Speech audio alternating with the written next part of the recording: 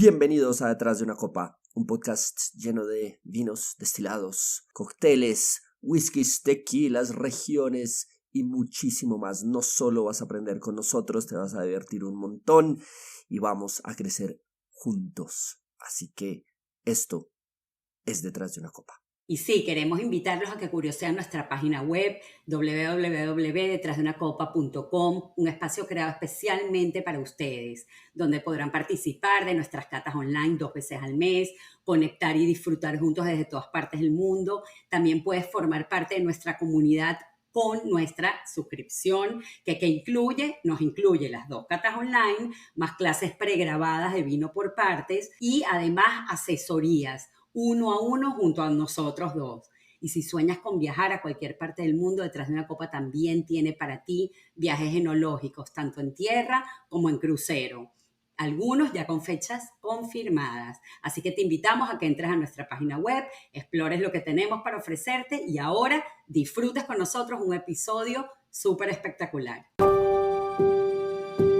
Estimados, bienvenidos. Hoy un capítulo de uvas fragantes, florales, de cositas que muchas veces relacionamos en la cabeza con vinos dulces, pero no necesariamente es así. Esto se llama uvas aromáticas. Mi nombre es Nicolás Reines. Mi nombre es Karen Gampel. Y bueno, hoy vamos a explorar uno de los temas que más disfruto explicar en mis catas porque la gente conoce poco. Entonces siempre es como una novedad, este universo fascinante de los vinos aromáticos, en donde las uvas expresan su personalidad y con una intensidad poco común, casi como si la uva te hablara directamente desde la copa. A mí me encanta. De hecho, hice un reel específico de uvas aromáticas porque de verdad es un tema que me fascina y teníamos pendiente grabarlo hace un tiempito. Vamos a recorrer como siempre y les hago un breve resumen, regiones, estilos, procesos, terroirs y al final maridajes, entendiendo por qué ciertas uvas son naturalmente más aromáticas y qué condiciones climáticas favorecen a estos perfiles y cómo podemos disfrutar cada uno de estos vinos según su estilo. Vamos a empezar diciéndoles que cuando hablamos de vinos aromáticos nos estamos refiriendo a aquellos vinos elaborados con uvas que tienen una concentración natural muy alta de compuestos aromáticos, especialmente terpenos, y este nombre lo van a escuchar un poquito en este episodio, que son responsables de esas notas florales, cítricas, tropicales, especiadas. Esas uvas no necesitan procesos enológicos especiales para expresar su aroma, porque ya vienen estructuradas genéticamente para ser expresivas.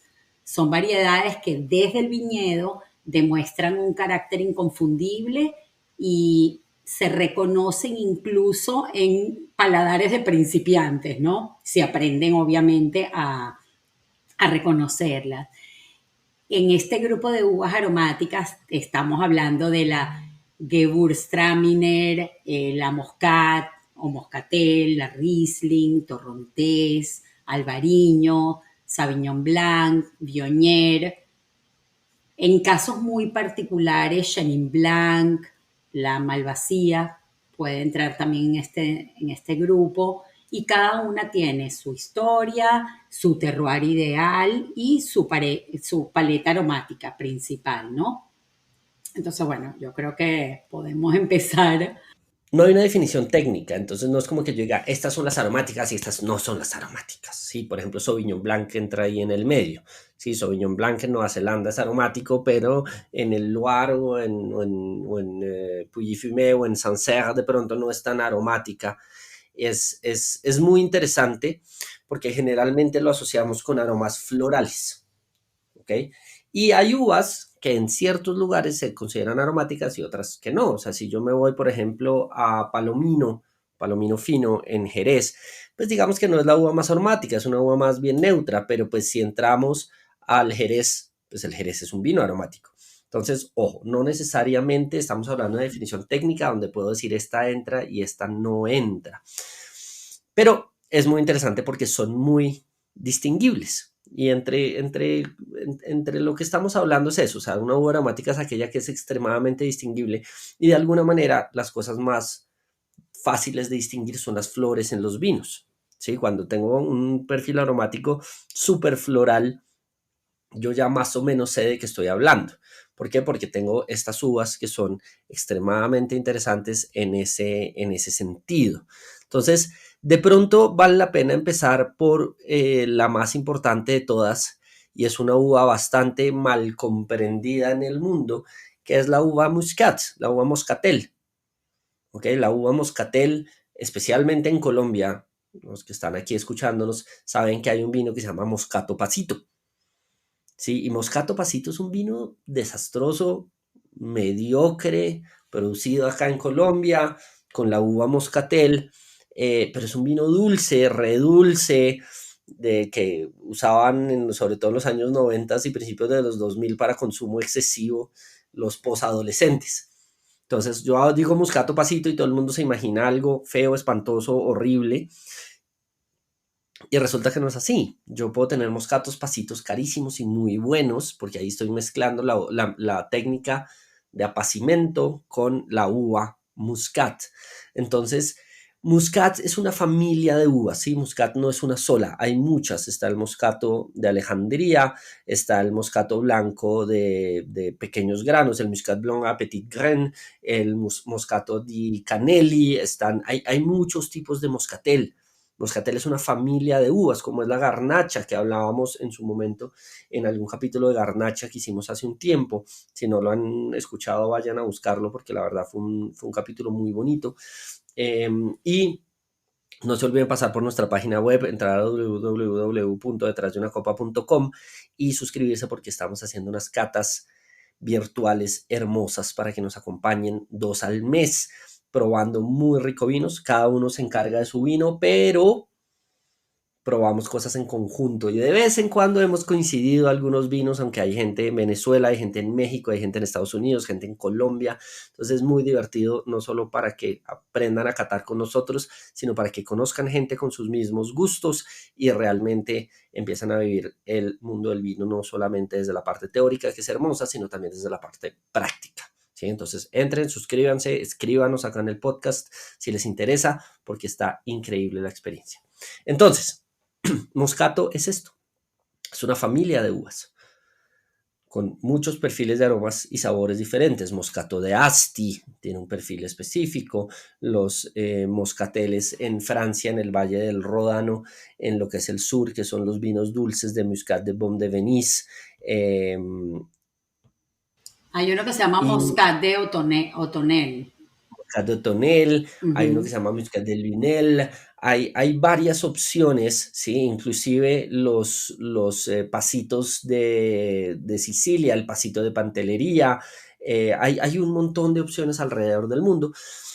Lo que sí pasa, y esto es chévere de Moscat, es que al tener unos aromas tan marcados a flores, hay mucha producción de vinos dulces de Muscat. ¿Sí? Muscat suele, o sea, en grandes lugares suele ser dulce, pero también hay moscatos secos, hay moscatos espumantes, hay cosas muy interesantes, ¿sí? Es el muscat, uno de los muscat más importantes del mundo es el Asti spumante, ¿sí? El Asti spumanche es uno de los más interesantes en la región del Piemonte, ¿sí? En Sicilia hay cosas hermosas de moscatel. Sí, es una uva que, como dijo Nico, es muy floral, flor de azar sobre todo, pero a su vez miel, durazno y notas tropicales y cítricas. Entonces, ¿qué es lo que pasa? Que siempre tratamos de explicar cuando hay este tipo de aromas y sabores en una uva, es que uno siente ese azúcar en la uva o en el vino, no en la uva, pero es producto de estas notas. Obviamente, la miel, el durazno, las notas tropicales son más hacia los dulces. Es un dulzor residual que va a tener el vino, pero es natural. No es azúcar agregado, no son fermentaciones cortadas, simplemente son, o interrumpidas, no cortadas, simplemente son a raíz de si uno huele o prueba algo que tiene flores, que tiene miel, durazno, o sea, aromas a, entonces nos va a dejar como esa sensación de dulce en la boca. Espero haberme explicado fácil, ¿no? Que no haya sonado complicado, pero sí, es lo que pasa con esta uva, ¿no? Es decir, es una uva muy aromática, incluso sin la intervención en la bodega, sin los procesos, ya de por sí ella. Sí, sí, es muy interesante. Y lo que digo, está en muchos lugares del mundo. Yo reconozco esos moscateles en Argentina, sí, sin ir más lejos. Ahorita que vamos a hablar de Torrontés, Torrontés es un híbrido natural con moscatel, pero tengo cosas en todo el mundo, sí. Tengo el moscatel de Valencia, en el sur de España, de Málaga, de las sierras de Málaga, en España. Es una de las uvas que se utiliza en Jerez, en una proporción muy chiquita, pero se utiliza. En Australia tengo un vino fortificado que se llama Rutherglen. Eh, en Austria tengo Muscateller. En Hungría tengo Muscat inclusive en Tokaji. En Grecia Grecia, hay un montón de opciones como el Muscat de Samos, el Muscat de Patras y el Muscat de Rodas que están en las islas. Eh, realmente tengo una cosa muy interesante. Muscat también es un nuevo importante en Alsacia, ¿sí? En el sur de Alemania, en el norte de Italia, donde se hacen cosas chéveres, en Portugal. Es una uva súper importante alrededor del mundo. Y sí, se producen muchos vinos baratos de moscatel. Es una uva que rinde mucho. Y en algunos casos sí tienen esta fermentación cortada, que hacen vinos sencillos. Cuando se hacen vinos sencillos, pues yo le corto la fermentación simplemente para mantener un poquito de dulce y que sea más amable al paladar de alguna gente, porque tomar vinos florales secos puede llegar a ser un poquito chocante, ¿sí? Puede ser llegar a ser un poquito chocante para consumidores nuevos. ¿Listo? Entonces, ojo porque Moscatel la van a encontrar en muchos ámbitos, ¿sí? Desde cosas muy dulces hasta cosas secas, desde cosas muy baratas hasta cosas un poquito más top. Y muchos vinos importantes del mundo son de Moscatel. Recuerden que así como tengo cosas baratas y tengo cosas caras, ¿sí? Moscatel es una uva floral, pero ¿floral de qué? Floral de flores de naranjo, estas flores de azahar, estas flores que le meten muchas veces a los pasteles, a que le usan de aromatizante en pastelería, que lo utilizan en muchas preparaciones en cocina. Entonces yo tengo un floral muy marcado hacia la naranja, a diferencia de la segunda más importante, que es la Gewürztraminer. Sí, Gewürztraminer es una de las uvas aromáticas más importantes del mundo. Su cuna es Alsacia, es Francia, a diferencia de que uno piensa que Gewürztraminer, esto seguramente es Alemania austriaco, porque el nombre es en alemán, que significa justamente raíces, especias. Eh, Gewürztraminer es una uva que además tiene también muchos parientes, está Traminet, está Traminete, está, o sea, hay otros estilos, pero las flores que tiene Gewürztraminer son mucho más de rosas, mucho más de lichi, ¿ok? Algo más cítrico, no es este floral tan, yo siempre digo que es un poquito limpiador de piso cuando es tan aromático, ¿sí? Hay mucha gente que lo relaciona con jabones, con productos de limpieza, en algunos casos más elegantes, en unos casos menos elegantes, pero Gewürztraminer tiene unas notas a rosas que son muy divertidas. Y a pesar que la mayoría de la producción del mundo está en, bueno, no sé en cantidad, no estoy 100% seguro, pero lo más importante en el mundo es Alsacia. Gewürztraminer se hace en Chile, en Argentina, en Estados Unidos, en Australia. Se hace muchísimo. Entonces yo acá voy a encontrar cosas muy interesantes, ¿sí? De nuevo, principalmente Australia, Alemania, en Nueva Zelanda se hacen cosas muy lindas, en Estados Unidos, pero aquí tengo un vino que este sí no suele ser tan dulce en su producción como el Muscat.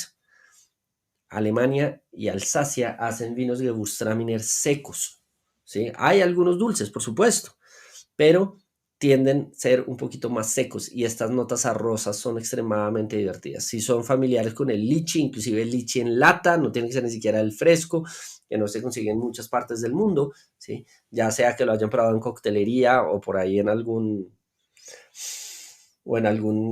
catering que usan lichis para decorar o alguna cosa, estos aromas a rosas súper marcados, a Chanel número 5, a perfume de abuelita, que es súper lindo, pero se da muy bien en diferentes lugares del mundo, ¿ok? La producción es mucho menor que la de Muscat, pero tengo vinos que tienen un poquito más de prestigio en general que Muscat. Yo es una uva de las que más fácil reconozco en una cata ciega, definitivamente. Yo creo que a todo el mundo le pasa por estas notas que Nico dice. Para mí, reconozco las rosas, pero más el lichi normalmente. O sea, es como que lo primero que asocio. O si ese tiene marcadas notas al lichi, es una manera muy fácil para mí de reconocerlo. Y es una uva complicada de cultivar porque requiere climas frescos, pero no excesivamente fríos. Entonces se desarrolla mejor en suelos calcáreos o arcillo calcáreos que de cierta manera permiten una maduración lenta de las uvas. Aparte es una variedad característica porque tiene piel rosada, lo que explica un poquito su carácter tan particular. Y no hay tantas uvas que tengan pieles rosadas, hay algunas, pero bueno, esta es una de ellas. A mí me parece divertida, diferente, y la verdad es que en las catas que la he puesto, no la pongo todo el tiempo, pero a la gente le gusta, a las mujeres les gusta Me mucho. encanta, me encanta. Después de esto hay una que entra ahí en discusión si es aromática o no es aromática, que es la Riesling. Que Riesling es una uva que definitivamente por su potencia, por su intensidad de aromática, entra este, esta categoría, aunque no es la más floral del mundo. ¿Sí? Riesling es una uva que va más hacia el lado de el cítrico, el fresco, pero con estas notas en algunos lugares del mundo, no en todos, de gasolina, de querosene, de parafina, que Mineralidad. es hermoso y es una uva muy distintiva en ese sentido. Obviamente el productor más importante del mundo es Alemania, en el Mosel, en Rheingau, en Pfalz, en Nahe, ¿sí? Inclusive tiene clasificaciones de dulzor según su maduración de la uva, como el Trockenbeerenauslese, Spätlese, Cabinet, bueno, cosas muy interesantes, y se da también muy bien en Austria, especialmente en la región de Niederösterreich, en Wachau, Kamptal y Kremstal. Okay. Hay otros en Viena, en el Weinregion, que es la región de vinos, inclusive el Termenregion, algo un poquito más también al sur, pero Alemania, Austria y Alsacia son los productores importantes. Sin embargo, en Australia hay un par de lugares especiales para Riesling, que son el Clare Valley y el Eden Valley. ¿Okay? En Estados Unidos y en Canadá se produce muchísimo en estilo de vinos de hielo. En la región de los Finger Lakes y la península del Niágara se hacen algunos vinos de hielo. Finger Lakes un poquito más vinos normales, pero en la península del Niágara, en el norte de Nueva York, se hacen muchos vinos dulces de hielo. Bueno, en cuanto a Riesling, la principal característica es su intensidad aromática basada en cítricos, flores blancas, lima, manzana verde, frutos de hueso, y en versiones un poco más evolucionadas, esas notas que dijo Nico, hidrocarburos, que tanta fascinación generan. A mí en particular me fascinan y siempre lo digo, Riesling es una de mis uvas blancas preferidas del mundo mundial.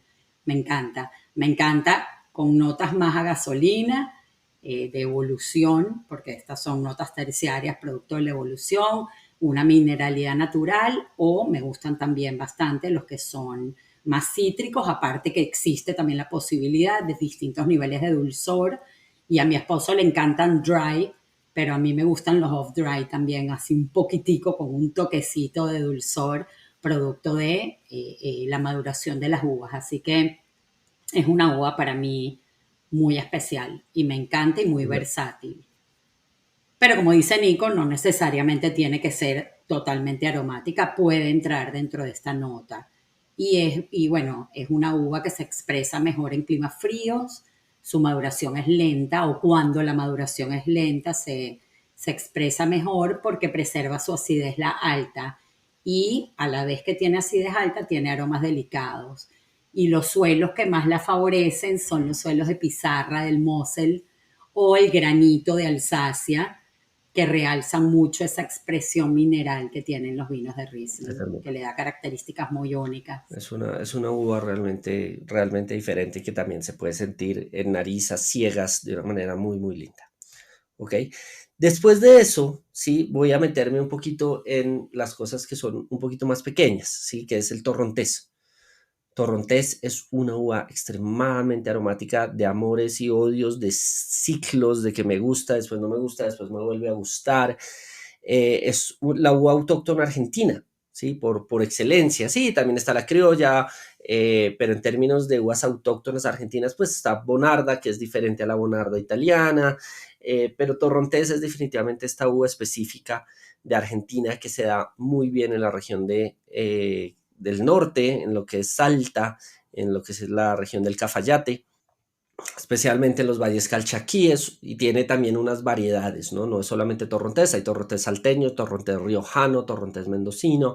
El que más se usa es el torrontés riojano en Salta, ¿sí? La variedad es el riojano de La Rioja, Argentina, pero es el que más se usa, el que da las flores más como es. Es una uva que suele plantarse en parral, que suele producir muchísimo, que su concentración no genera una diferencia tan importante en calidad, entonces que tiene vinos de muy buen precio-calidad. Eh, y realmente es una uva que tiene un aroma a flores, a veces a rosas, a veces, pero más que todo flores de naranjo, ¿sí? Flores de azahar, con a veces algo de hierbas, ¿m? Jazmín, A jazmín. jazmín Eh, también. realmente es una uva muy interesante, ¿sí? Ojo, no confundir con el torrontés español, con el torrontel español, con el turruntés español, son cosas diferentes. Pero realmente es una de las expresiones de Argentina en vinos blancos más importantes. Se hace en Mendoza, se hace en La Rioja, se hace en Catamarca, pero su cuna definitivamente es Salta, a alturas importantísimas, 2.300, 3.100 metros sobre el nivel del mar, donde este exceso de sol y rayos ultravioletas más cercanos me dan unas notas muy chéveres, me desarrollan aromas y sabores muy lindos, pero sí, hay algunos que uno dice, esto huele a puro limpiador de piso, ¿sí? A cresopinol, que estos son los baratos, no tan chéveres. Ya en las gamas medias y en las gamas altas es más elegante. Sí tiene un tema, es que no tiene una acidez muy marcada, entonces no tiene unos vinos súper florales, pero una acidez media. Hoy en día se está utilizando mucho la fermentación con raspones, con los escobajos, ¿sí? Con la parte de madera para agregarle un poquito de frescura a partir de la madera de los racimos, que es muy interesante. Sí, son técnicas medianamente nuevas que están utilizando productores específicos, no es algo que todavía sea tan común, eh, pero es una uva muy linda, ¿sí? Es una uva que va muy bien con sushi, que va muy bien con cosas un poquito más cremosas, que va muy bien con cosas picantes, ya vamos a hablar en maridaje de qué se trata esto, pero es una uva definitivamente muy interesante en Argentina. Sí, y como dijo Nico, son uvas que le favorece mucho la altura y por eso se dan también a 3.000 metros de altura en Salta, por ejemplo. Porque acuérdense que siempre les decimos que la radiación solar, la exposición al sol, obviamente en alturas uno pensaría que el clima es mucho más frío, pero también están más cerca de lo que es el calor del sol. Entonces es perfecto porque tiene muy buena exposición solar, bastante intensa la radiación solar, pero tiene noches frías, suficientemente frías para que mantenga algo de acidez. Ahora, la acidez no es muy alta, es como la patica coja, probablemente, y es lo que se busca con lo que Nico está diciendo. Nico, me surgió una duda que te quiero preguntar. Cuando las fermentaciones son con raspones, y esto es algo que no me había planteado yo en la Torrontés, entonces quiere decir que también se traslada un poco de la parte tánica.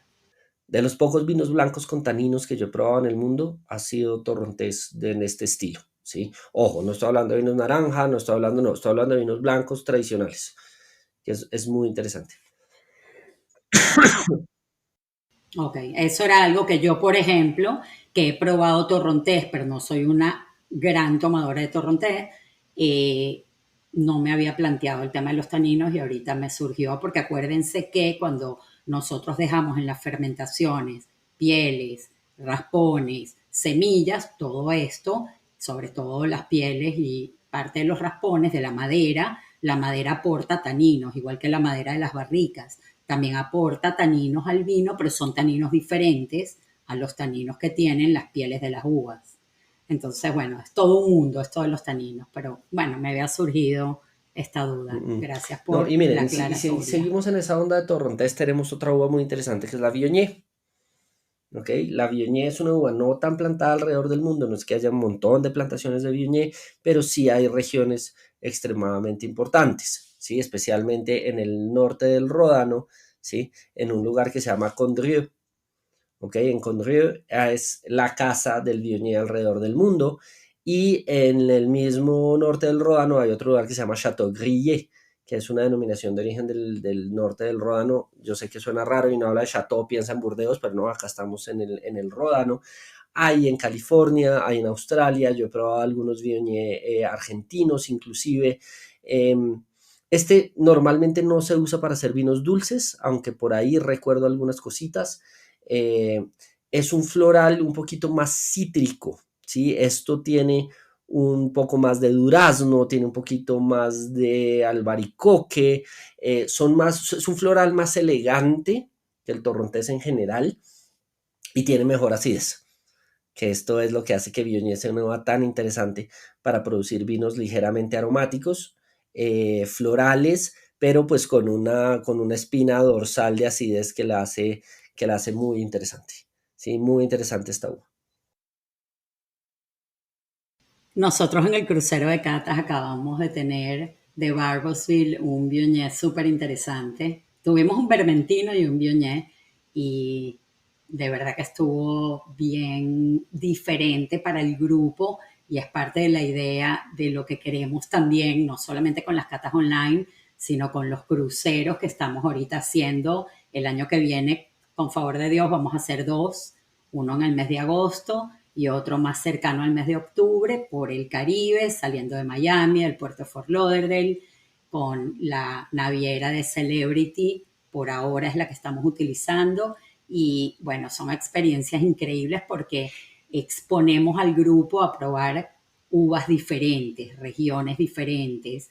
Y bueno, Viognier fue una de las que llevamos esta vez y gustó mucho. Es súper lindo. Así que bueno, no quería dejar de nombrarlo. Anímense el año que viene a Ahí venirse con estamos. nosotros a uno de los dos Genial, cruceros de genial. catas. Me voy a meter más en las flores, ¿sí? Que es Malvasía. ¿Sí? Malvasía es una uva muy floral, ¿sí? Esto sí es al mejor estilo moscatel, mucho de jazmín, de flor de naranjo, pero también suele tener algo de frutas tropicales, algo de almendras, y es una uva que se da muchísimo en Italia, ¿sí? Especialmente en el Friuli, ¿sí? Hay algunas opciones en Oltrepo Pavese, arriba también en el norte, pero en Cerdeña y en Sicilia se hacen muchas malvasías. Las malvasías de pronto más famosas por su calidad en términos de malvasías secas están en las Islas Canarias, en España. ¿Sí? En las Islas Canarias, en España, están las malvasías secas que son más interesantes. Y hay un vino muy importante dulce en el mundo que se llama Madeira, que Madeira se hace con diferentes malvasías. Malvasía es una uva histórica que se adapta muy bien a climas cálidos, con suelos volcánicos, donde desarrolla perfiles altamente expresivos. Es importante que sepamos esto de esta uva. ¿Sí? Y en Sicilia también se hace mucho. Realmente es muy lindo lo que pasa con la uva Malvasía. Después hay unas que entran ya en la duda, ¿no? Albariño puede considerarse un poquito, hay algo de flores, pero Albariño termina siendo más importante por su característica salina en Rías Baixas que como uva aromática. Verdejo puede también pensarse de alguna manera. Y ya después de todas estas dirán, bueno, pero ¿cuál nos queda? Sí, un poquito. Sí, ¿qué nos queda? Nos queda Chardonnay. Sí, un poquito es lo que pasa. Nos queda. Bueno, pero Albariño y Sauvignon Blanc pueden entrar en la nota aromática como pueden no entrar. Yo a veces las nombro como uvas aromáticas, Sí, pero dependiendo. Ahí sí ya depende mucho. Tienen otras características que también se destacan mucho, como la salinidad en Rías Baixas de Albariño o como la altamente cítrica que es perfecto. el Sauvignon Blanc. Fíjense cuáles no, porque pues quedamos, o sea, podemos hablar de uvas aromáticas tintas, sí, tal vez, hay algunas que podrían entrar acá, pero no es lo que, si alguien me dice vamos a hacer una cata de vinos aromáticos, yo nunca me imagino tintos, pero ¿qué nos queda? Nos queda semillón, chardonnay, que tal vez no, nos quedan las italianas como la Trebbiano, sí, algo de Grüner Veltliner, que tal vez no entraría ahí, Bacchus, ¿sí? Que es la uva de Inglaterra, no entraría ahí, Ugni Blanc, lo que se hace ¿para qué? Para hacer coñac y armagnac tampoco. Podríamos hablar un poquito de algo de las uvas aromáticas de pisco, en las uvas pisqueras, pero aquí también hay moscateles, acá hay otras, aquí entran algunas a jugar. El muscat el muscate itálico, que es, pues, son diferentes cosas, la variedad de Italia, la variedad quebranta, podríamos también pensarlo de esta manera, pero digamos que esa es la pregunta al final, ¿no? O sea, si me mencionaste tantas, bueno, nos faltan, no sé, 2.500 blancas por mencionar, pero hay cosas que empiezan a aparecer, el pecorino, por ejemplo. Sí, el pecorino, que es una uva italiana también súper aromática, medianamente floral. Lo que pasa en Japón con algunas uvas que son medio florales. Hay muchas cosas interesantes del mundo, pero es raro, es una división medianamente extraña que no es, como se los dije al principio, no es técnica, no es que si tiene tantos partes por millón de fenoles y de terpénicos y de cosas, entonces se considera aromática y si tiene menos de tanto, no, esto no existe. ¿Mm? Por lo que les decía, Sauvignon Blanc puede ser súper aromático de maracuyá y cítricos en Nueva Zelanda, pero puede ser más elegante y menos aromático en Sancerre o en Napa. ¿Sí? Probamos un Groth el fin de semana pasado, un Sauvignon Blanc de Oakville. Creo que era, no sé, o sea, la bodega está en Oakville, no estoy 100% seguro que los viñedos estén en Oakville, pero que era extremadamente durazno y que no entraría, y el vino estaba buenísimo, pero no entraría específicamente de pronto como un aromático. Bueno, y quería complementar, Nico, lo que venías diciendo, que lo nombraste levemente, pero vamos a ser un poquito más técnicos. Que la razón de por qué estas uvas se perciben tan aromáticas está en su parte genética. ¿Por qué? Porque las uvas tienen altos niveles de compuestos llamados monoterpenos, terpenos, como el linanol, geraniol, el nerol, son nombres rarísimos. Yo sé que no nos podemos adentrar mucho a esto, pero es curioso que sepan que estos compuestos químicos que genéticamente están en estas uvas, están asociados con las notas florales, cítricas, especiadas. Son moléculas presentes en la piel de la uva y se desarrollan especialmente en climas donde la maduración de estas uvas es lenta. ¿Por qué? Porque permiten que el sol y la ventilación contribuyan a la síntesis de estos compuestos. Entonces, en regiones frías, de climas muy fríos, con gran amplitud térmica, tienden a generar vinos mucho más aromáticos. La altura, la cercanía al océano, los suelos volcánicos, graníticos y la influencia de las brisas frías nocturnas contribuyen mucho al desarrollo de estos aromas, que son bien definidos y como persistentes en las uvas. Me encanta esa parte técnica, me parece súper, súper chévere.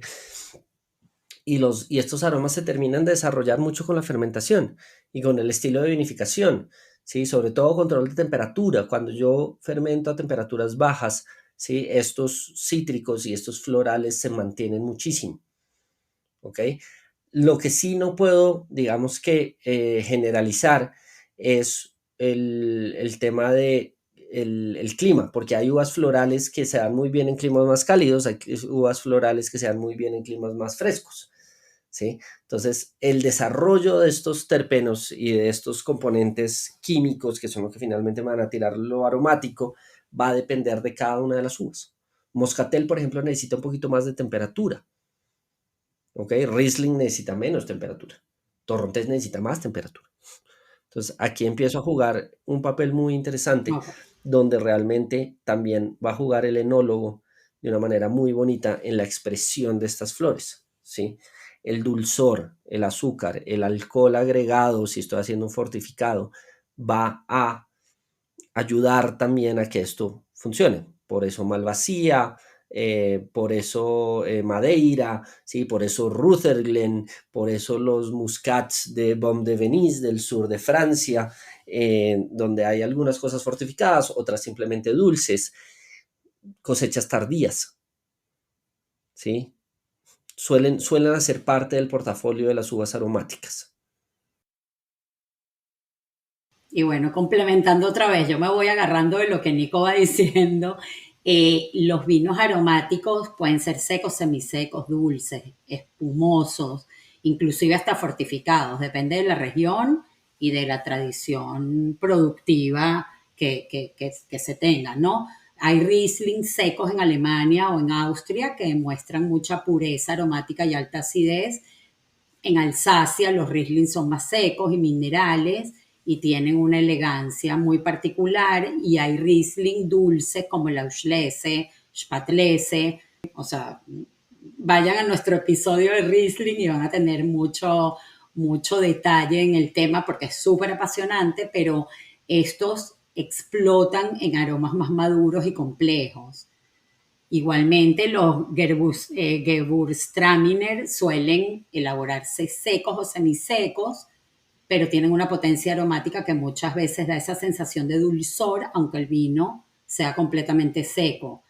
Entonces, sí, o sea, les quería simplemente nombrar que igual el albariño, casi siempre, aunque el albariño no entra 100% dentro de los aromáticos, como les explicó Nico hace un rato, pero es un vino seco con salinidad deliciosa y aromas frescos que lo convierten en un vino muy vibrante.